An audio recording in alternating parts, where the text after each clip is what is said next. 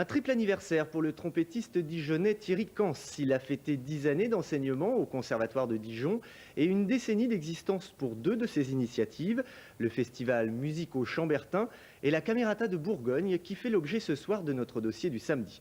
Un dossier de François-Marie Lapchine et de Bertrand Murer.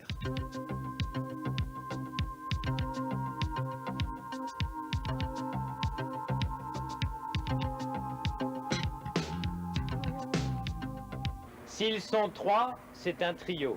S'ils sont 4, c'est un quatuor. Et s'ils sont 35, il s'agit de la formation Mozart. Je vous parle de la Camerata, des musiciens de la Camerata qui fête son 10e anniversaire. Pour nous en parler, je vais appeler le fondateur, c'est le trompettiste Thierry Cans. Il faut qu'il y ait un peu des vagues, faut pas que ce soit uniforme. Ah, excuse-moi, je crois qu'on m'appelle. Allô? Oui, c'est moi. Bon anniversaire. C'était pour savoir si on peut passer. Écoute, là je suis en cours avec mes élèves qui sont tous venus aujourd'hui pour l'audition, alors c'est peut-être un peu problématique, mais bon, on va s'arranger. Passe quand tu veux.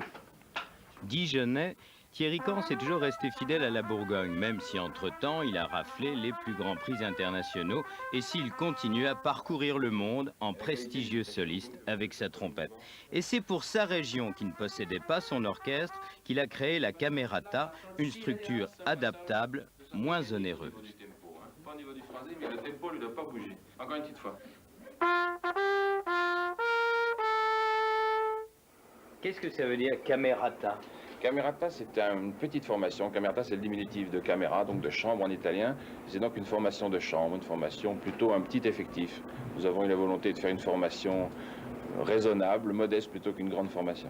Alors le côté original de la Camerata, c'est qu'elle change de forme. C'est ça, non seulement il y a un esprit de formation réduite, mais en plus elle est à géométrie variable, ce qui veut dire que selon les circonstances, les lieux, les budgets des organisateurs, la taille des salles, nous pouvons aller de 3 à 35 ou 40 musiciens. Le chœur régional et Roger Toulet, c'est une collaboration qui s'est établie depuis de nombreuses années. Et le Messie d'Hendel a été un des grands souvenirs et une de nos premières collaborations, notamment à Arquesnan et à la cathédrale de Dijon. Frédéric Tagone, qui est un compositeur français résident à Hollywood, est un des grands compositeurs de musique de film de la fin de ce siècle. Et nous avons eu avec lui une collaboration formidable pour la Savassan tournante de Fissin.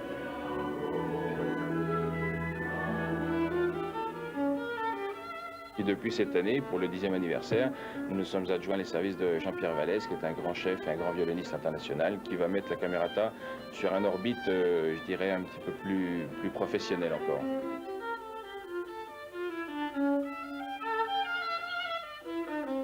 Ici, nous sommes dans le Morvan, c'est le hameau de Mâcon, sur la commune de Saint-Martin-de-la-Mer, où depuis 6 ans habite Roger Toulet, qui nous reçoit. Bonjour, comment allez-vous? Très bien. Alors, le choix du Morvan, là, ça fait presque 6 ans. C'est bon pour la musique? Oui, c'est bon pour la musique, c'est bon pour la famille, c'est bon pour plein de choses. Avant, je dirigeais l'orchestre de chambre de Dijon, et puis en 92, pour différentes raisons, avec Thierry Cans, on a décidé de faire pot commun. Voilà. C'est pourquoi, depuis cette époque, je dirige en principe 3 programmes par an, souvent un programme avec chœur également. Si Roger Toulet a choisi la campagne et enseigne la musique à Saulieu, la majorité des musiciens de la Camerata donnent ses cours au Conservatoire de Dijon.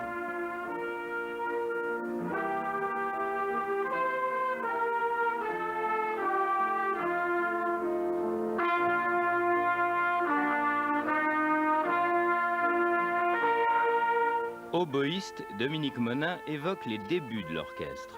On est parti vraiment sur un coup de cœur et c'est vraiment un souvenir extraordinaire la première saison parce que il y avait cet esprit un peu de pionnier où on déchiffrait, on explorait des répertoires qu'on était obligé d'adapter au groupe, puisque c'est un groupe à géométrie variable, et donc d'explorer une littérature, de faire entendre aux gens une littérature qu'ils n'avaient pas forcément l'habitude d'écouter souvent. Et puis alors il y avait une convivialité qui était fabuleuse. Après des études musicales aux États-Unis et un passage en soliste à Harmonia Nova, en 1993, Jean-François Corvézier a intégré la Camerata de Bourgogne. C'est une formation qui permet donc à nous tous, à tous les collègues, de s'exprimer déjà dans leur ville, dans leur région. Et puis, bon, l'enseignement est une chose, ça c'est clair, mais c'est important aussi de jouer. Hein, et puis que nos élèves puissent venir nous écouter, ça c'est très important.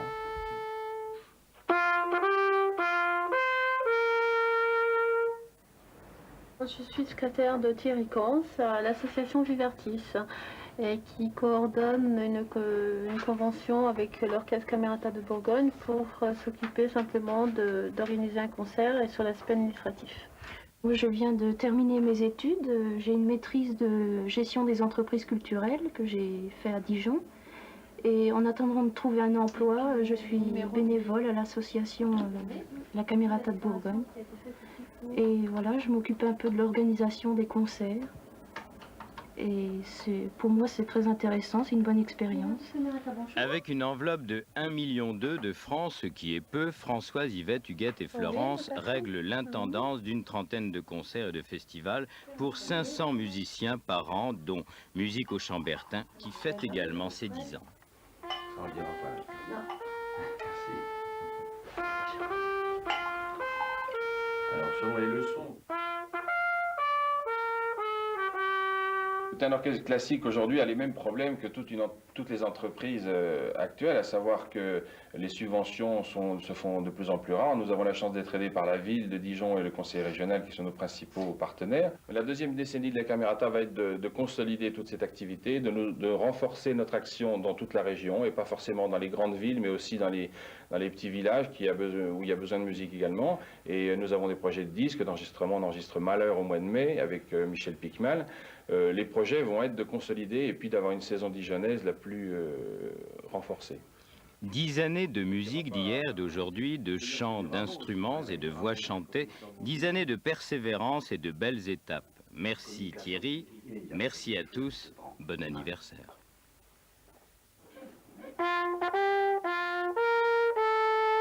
Thank you.